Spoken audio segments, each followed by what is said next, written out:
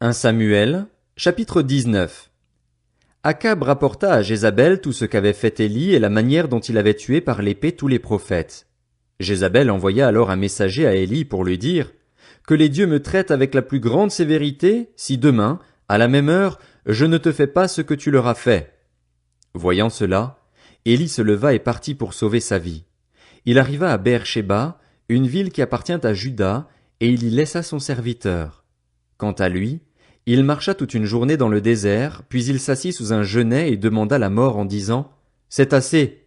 Maintenant, Éternel, prends-moi la vie, car je ne suis pas meilleur que mes ancêtres. » Il se coucha et s'endormit sous un genêt.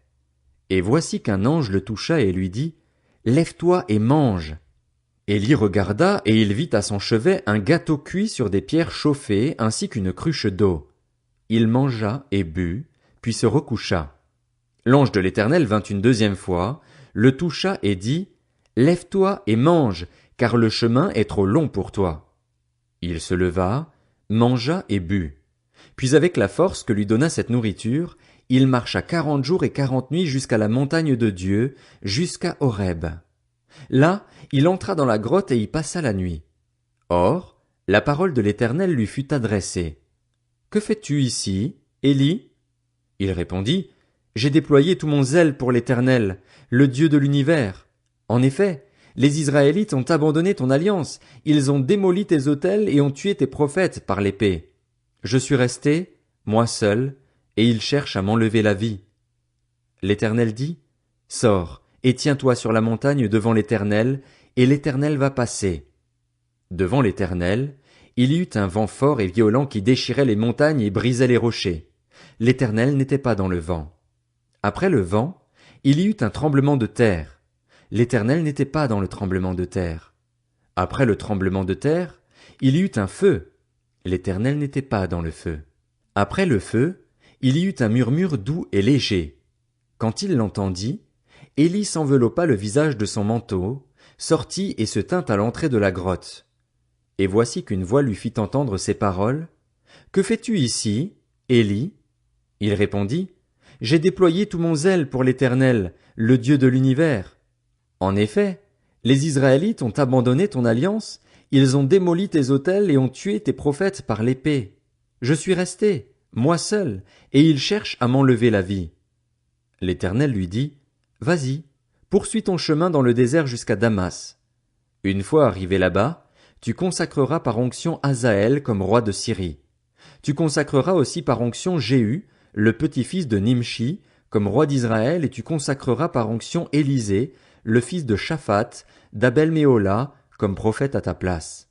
Celui qui échappera à l'épée de Hazaël, Jéhu le fera mourir, et celui qui échappera à l'épée de Jéhu, Élisée le fera mourir. Mais je vais laisser en Israël 7000 hommes. Ce sont tous ceux qui n'ont pas plié les genoux devant Baal et dont la bouche ne l'a pas embrassé. Élie partit de là et il trouva Élisée, le fils de Shaphat, en train de labourer. Il y avait devant lui 12 paires de bœufs et lui-même se tenait près de la 12e. Élie s'approcha de lui et jeta son manteau sur lui. Élisée abandonna ses bœufs et courut après Élie. Il lui dit, « Laisse-moi embrasser mon père et ma mère et je te suivrai. » Élie lui répondit, « Vas-y et reviens. Pense en effet à ce que je t'ai fait. » Après s'être éloigné d'Élie, Élisée prit une paire de bœufs, qu'il offrit en sacrifice. Avec le bois de leur attelage, il fit cuire leur viande et la donna à manger au peuple. Puis il se leva, suivit Élie et fut à son service. 1 Roi, chapitre 20. Ben-Hadad, le roi de Syrie, rassembla toute son armée. Il avait avec lui 32 rois, ainsi que des chevaux et des chars. Il monta, installa le siège devant Samarie et l'attaqua. Il envoya dans la ville des messagers à Akab, le roi d'Israël, pour lui annoncer « Voici ce que dit Ben-Hadad. Ton argent et ton or sont ma propriété. Tes femmes et tes plus beaux enfants m'appartiennent. » Le roi d'Israël répondit « Comme tu le dis, mon seigneur le roi, je t'appartiens avec tout ce que j'ai. » Les messagers revinrent annoncer « Voici ce que dit Ben-Hadad. Je t'ai fait ordonner de me livrer ton argent et ton or, tes femmes et tes enfants. J'enverrai donc demain, à la même heure, mes serviteurs chez toi. Ils fouilleront ta maison et celle de tes serviteurs, ils mettront la main sur tout ce que tu as de précieux et l'emporteront. Le roi d'Israël appela tous les anciens du pays et leur dit, Sachez bien et comprenez que cet homme nous veut du mal. En effet, il m'a déjà réclamé mes femmes et mes enfants, mon argent et mon or, et je ne lui ai rien refusé. Tous les anciens et tout le peuple dirent à Akab, Ne l'écoute pas et ne cède pas. Akab dit alors au messager de Ben-Hadad, Dites à mon seigneur le roi, Je ferai tout ce que tu as réclamé à ton serviteur la première fois. Toutefois, cela, je ne peux pas le faire. Les messagers s'en allèrent et rapportèrent cette réponse. Ben-Hadad envoya dire à Akab, Que les dieux me traitent avec la plus grande sévérité si la poussière des décombres de Samarie suffit pour remplir le creux de la main de toute l'armée qui me suit. Le roi d'Israël répondit, Celui qui endosse une armure pour aller au combat ne doit pas se vanter comme s'il la déposait après avoir combattu. Lorsque Ben-Hadad reçut cette réponse, il était en train de boire avec les rois sous les tentes et il dit à ses serviteurs, Faites vos préparatifs. Ils firent alors leurs préparatifs contre la ville. Mais voici qu'un prophète s'approcha d'Akab, le roi d'Israël, et annonça, Voici ce que dit l'Éternel. Vois-tu toute cette grande foule? Je vais la livrer aujourd'hui entre tes mains et tu sauras que je suis l'Éternel. Akab dit, Grâce à qui? Il répondit, Voici ce que dit l'Éternel. Ce sera grâce aux serviteurs des chefs de district. Akab demanda, Qui doit engager le combat? Il répondit, Toi. Alors Akab passa en revue les serviteurs des chefs de district et il en trouva 232. Après eux, il passa en revue tout le peuple, l'ensemble des Israélites, et ils étaient 7000. Ils firent une sortie à midi, alors que Ben-Hadad buvait et s'enivrait sous les tentes avec les 32 rois qui étaient venus à son aide. Les serviteurs des chefs de district sortirent les premiers. Ben-Hadad envoya des espions et on lui rapporta, Des hommes sont sortis de Samarie.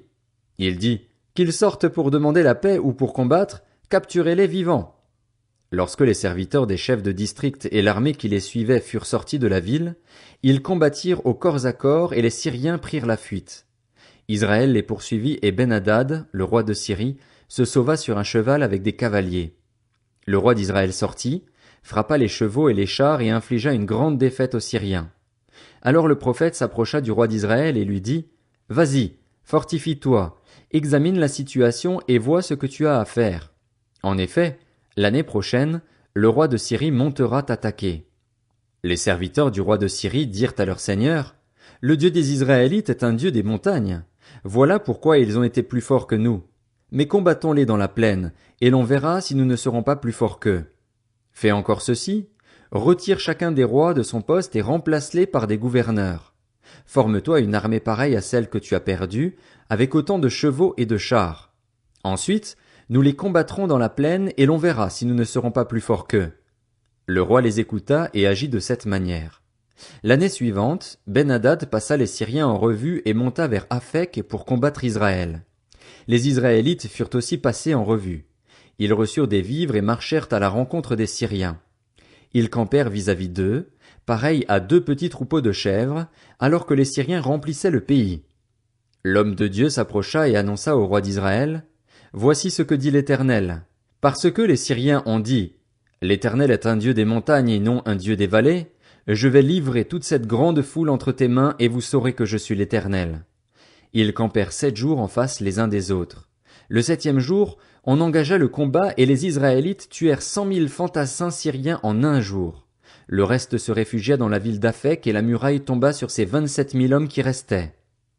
Ben-Hadad s'était réfugié dans la ville d'Aphek, où il allait de chambre en chambre.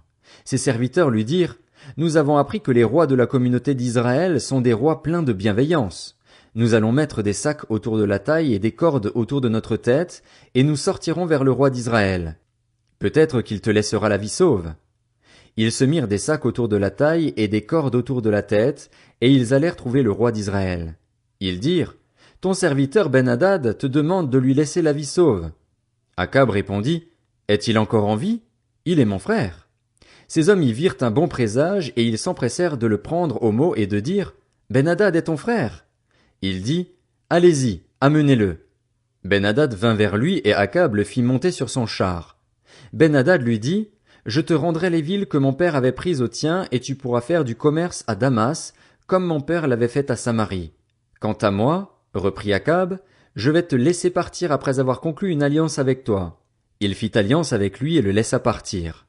L'un des membres de la communauté de prophètes dit à son compagnon, sur l'ordre de l'Éternel, Frappe-moi, je t'en prie. Mais cet homme refusa de le frapper. Alors il lui dit, Parce que tu n'as pas obéi à l'Éternel, quand tu m'auras quitté, le lion te tuera. Quand l'homme l'eut quitté, il rencontra un lion qui le tua. Le prophète trouva un autre homme et dit, Frappe-moi, je t'en prie. Cet homme le frappa et le blessa. Le prophète alla alors se poster sur la route empruntée par le roi et il se masqua les yeux avec un bandeau. Lorsque le roi passa, il cria vers lui et dit, Ton serviteur était au milieu du combat. Voici qu'un homme s'est approché et m'a amené un autre homme en disant, Garde cet homme. S'il vient à disparaître, ta vie sera échangée contre la sienne ou bien tu devras payer 30 kilos d'argent. Or, pendant que ton serviteur était occupé çà et là, l'homme a disparu. Le roi d'Israël lui dit, C'est là ta sentence, tu l'as prononcée toi-même. Aussitôt le prophète retira le bandeau qui couvrait ses yeux, et le roi d'Israël reconnut qu'il était l'un des prophètes. Il dit alors au roi, Voici ce que dit l'Éternel. Parce que tu as laissé échapper l'homme que j'avais voué à la destruction, ta vie sera échangée contre la sienne, et ton peuple contre le sien. Le roi d'Israël repartit chez lui, triste et irrité, et il arriva ainsi en Samarie. Un roi, chapitre 21. Après ces événements, voici ce qui arriva. Un certain Naboth, de Jizréel, avait une vigne à Jizréel, à côté du palais d'Akab, roi de Samarie. Akab ordonna à Naboth, Donne-moi ta vigne, pour que j'en fasse un jardin potager, car elle est tout près de ma maison. Je te donnerai à la place une vigne meilleure ou, si tu préfères, je te payerai sa valeur en argent.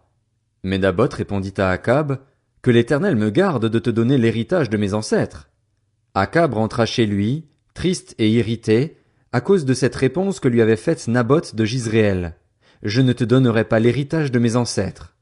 Il se coucha sur son lit, tourna son visage contre le mur et ne mangea rien. Sa femme Jézabel vint le trouver et lui dit, Pourquoi es-tu triste et ne manges-tu pas? Il lui répondit, C'est parce que j'ai parlé à Naboth de Jizréel et que je lui ai dit, Donne-moi ta vigne pour de l'argent ou, si tu veux, je te donnerai une autre vigne à la place. Mais il a répondu, Je ne te donnerai pas ma vigne. Alors sa femme Jézabel lui dit, Est-ce bien toi maintenant qui es roi d'Israël? Lève-toi, prends de la nourriture et que ton cœur se réjouisse.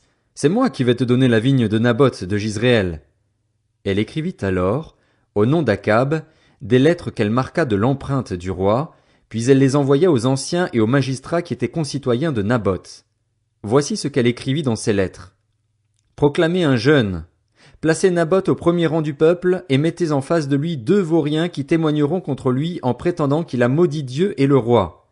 Puis conduisez-le à l'extérieur de la ville et lapidez-le jusqu'à ce qu'il meure. Les hommes de la ville de Naboth, les anciens et les magistrats qui étaient ses concitoyens, agirent comme Jézabel le leur avait fait dire. Ils se conformèrent à ce qui était écrit dans les lettres qu'elle leur avait envoyées. Ils proclamèrent un jeûne et placèrent Naboth au premier rang du peuple. Les 2 vauriens vinrent se mettre en face de lui et témoignèrent contre Naboth devant le peuple en prétendant qu'il avait maudit Dieu et le roi. Puis ils le conduisirent à l'extérieur de la ville et le lapidèrent jusqu'à ce qu'il meure. Ils firent alors dire à Jézabel, Naboth a été lapidé et il est mort. Lorsque Jézabel apprit la nouvelle, elle dit à Akab, Lève-toi, prends possession de la vigne de Naboth de Jizréel qui avait refusé de te la céder pour de l'argent. En effet, Naboth n'est plus en vie, il est mort. Dès qu'il apprit que Naboth de Jizréel était mort, Akab se leva pour descendre à sa vigne afin d'en prendre possession. Alors la parole de l'Éternel fut adressée à Élie le Tishbite. Lève-toi, descends à la rencontre d'Akab, le roi d'Israël, qui se trouve à Samarie. Le voilà dans la vigne de Naboth, où il est descendu pour en prendre possession. Tu lui annonceras, Voici ce que dit l'Éternel, n'es-tu pas un assassin et un voleur? Et tu ajouteras, Voici ce que dit l'Éternel, à l'endroit même où les chiens ont léché le sang de Naboth, ils lécheront aussi ton propre sang. Akab dit à Élie, Tu m'as donc retrouvé, mon ennemi? Il répondit, Je t'ai retrouvé parce que tu t'es toi-même vendu pour faire ce qui est mal aux yeux de l'Éternel. Je vais faire venir le malheur sur toi, je vais te balayer, je vais exterminer tout homme qui appartient à Akab, qu'il soit esclave ou libre en Israël. Je vais rendre ta famille pareille à celle de Jéroboam, fils de Nébat, et à celle de Baécha, fils d'Akija, parce que tu m'as irrité et que tu as fait pécher Israël. L'Éternel parle aussi à Jézabel. Il dit, les chiens mangeront Jézabel près du rempart de Jizréel. Le membre de la famille d'Akab qui mourra dans la ville sera mangé par les chiens, et celui qui mourra dans les champs sera mangé par les oiseaux. Il n'y a eu personne qui se soit lui-même vendu comme Akab pour faire ce qui est mal aux yeux de l'Éternel, et sa femme Jézabel l'y poussait. Il a agi de la manière la plus abominable en suivant les idoles, comme le faisaient les Amoréens, ces peuples que l'Éternel avait dépossédés devant les Israélites. Après avoir entendu les paroles d'Élie, Akab déchira ses habits, se couvrit d'un sac à même la peau et jeûna. Il dormait avec ce sac et il marchait tout lentement. La parole de l'Éternel fut adressée à Élie le Tishbite. As-tu vu qu'Akab s'est humilié devant moi? Eh bien, parce qu'il s'est humilié devant moi, je ne ferai pas venir le malheur durant sa vie. Ce sera pendant la vie de son fils que je ferai venir le malheur sur sa famille.